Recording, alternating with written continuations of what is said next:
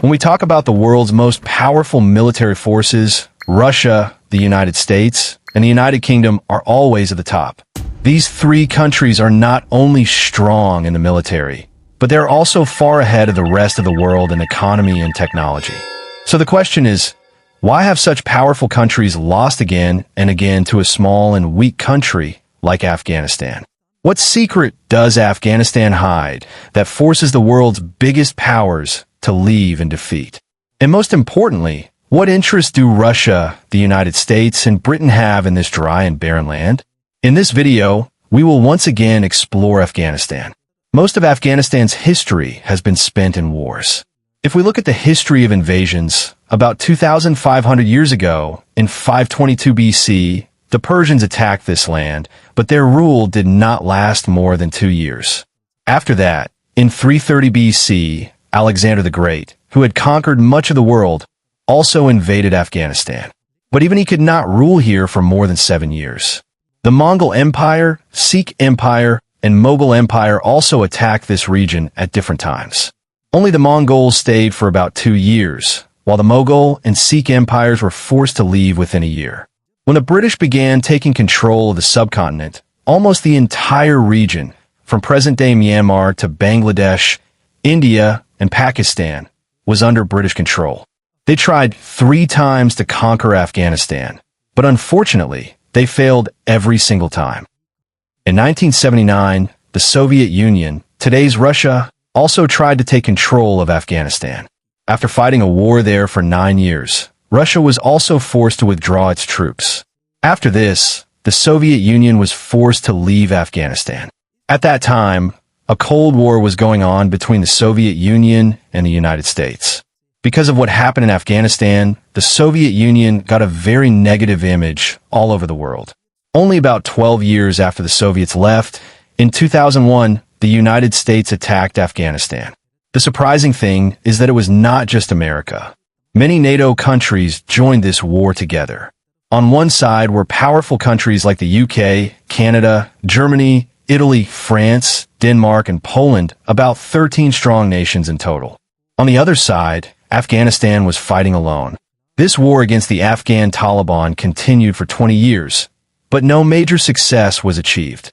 In the end, the situation became so difficult that in 2021, American forces had to sign a deal with the Taliban just to leave Afghanistan. Experts say that during these 20 years, American forces controlled only about 15% of Afghanistan. Afghanistan's total area is slightly bigger than France, but its population is even smaller than the U.S. state of California. So how did such a small country continue to fight against nations 10 times bigger and more powerful than itself? There are many reasons, but the biggest reason is hidden in Afghanistan's geography and location. Afghanistan is divided into many different tribes, including Tajiks and Pashtun. Its borders were not drawn by Afghanistan itself, but by foreign powers about 120 years ago. These borders did not respect the tribes living there and had no meaning for them. If we talk about the southern border, Pashtun have lived there for centuries. But the reality is that there are actually more Pashtun living across the border in Pakistan than inside Afghanistan itself. Even before borders were created, Pashtun were living across Afghanistan and western Pakistan. Half of their families live in Afghanistan, and the other half live in Pakistan. So when the British Empire drew this border, it had no real importance for the Pashtun people. For them, it was just an imaginary line. Just like before the border was drawn, people kept visiting each other even after the border existed. This is because most of this border passes through extremely high mountains. That is why controlling this border has always been very challenging for both Pakistan and Afghanistan. This border is known as the Durand Line. It is about 2,640 kilometers long, and there are at least 300 places where people can cross it easily. Because of this, smuggling of drugs, weapons, and militants has been very common in this region.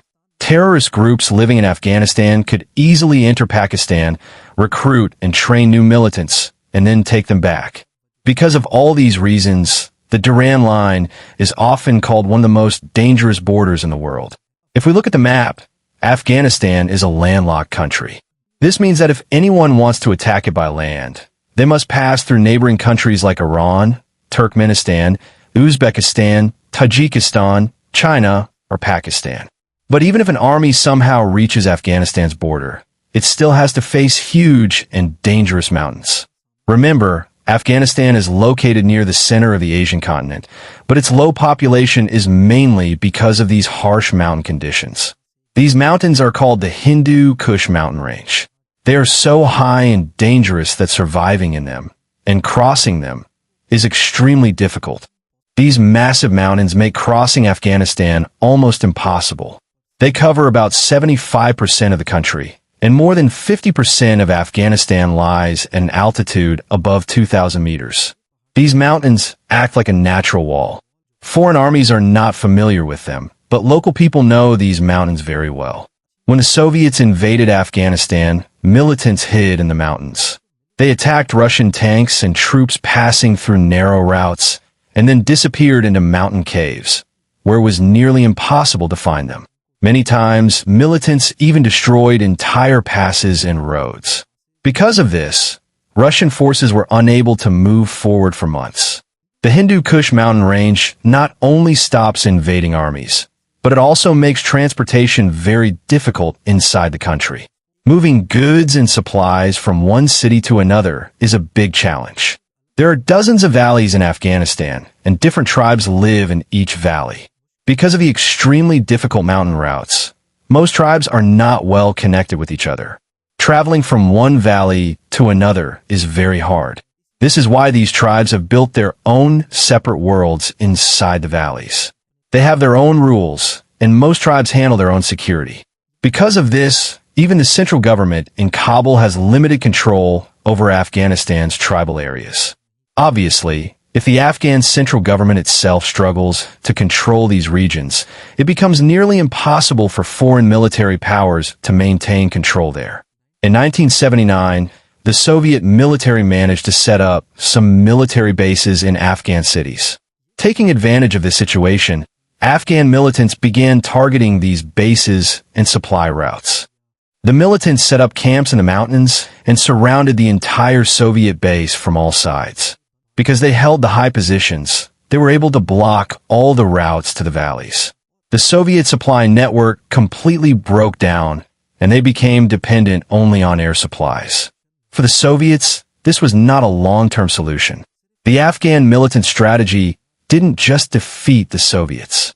In 2001, when the Americans tried to take control of Afghanistan, a total of 13 allied countries sent forces there by air. But even with so many troops, regular supplies and trucks had to be sent through the Khyber Pass in Pakistan.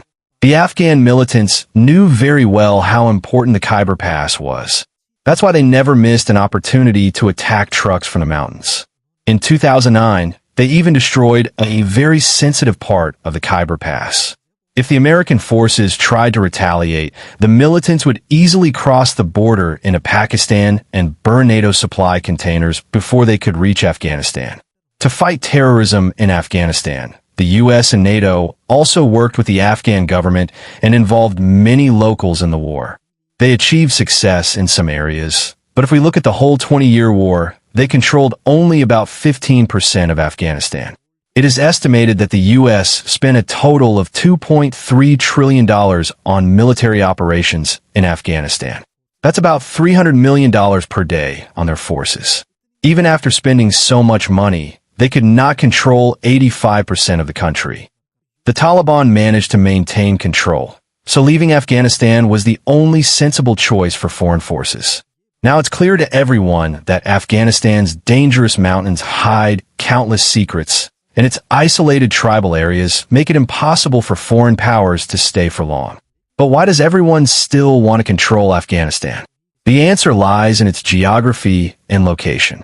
Afghanistan is at the center of Asia, also called the Heart of Asia. Controlling it is important for maintaining connectivity between Central Asia, South Asia, and the Middle East. Obviously, whoever controls Afghanistan becomes very important for all the surrounding countries. That's why, whenever a power tries to establish control there, other powers fund militants to weaken them and protect their own interests. I hope this short video has helped clear many concepts for you. Thank you so much for your live and loving comments. See you in the next amazing video.